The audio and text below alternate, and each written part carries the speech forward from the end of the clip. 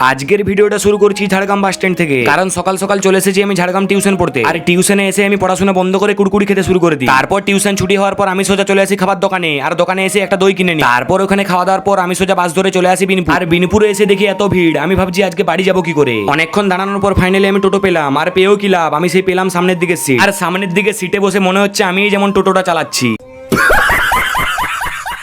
তারপর আমি বাড়ি এসে খাওয়া দাওয়া করে সোজা বেরিয়ে পড়েছি খড়গপুর যাবো বলে। আর ঝাড়গ্রাম এসে আমি নিজে মেশিনটা থেকে টিকিটটা কেটে নিই। আর স্টেশনে ঢুকেই দেখি আজকে তো পুরো স্টেশন ফাঁকা, মনে হয় আমি একাই আজকে খড়গপুর যাবো। তারপর আমি ট্রেনে চেপে যাই, আর ট্রেনে চেপে আমি একটা জামা পরে নিই, কারণ আমার আগের দিন রাতে খুব জ্বর এসেছিল। আর এই ভাইটাকে দেখছো, এই ভাইটা বাজনা নিয়ে ট্রেনে উঠে পড়েছে। আর আমি মনে মনে ভাবছি বড় হয়ে তুই বাজনা পার্টির মালিক হবি।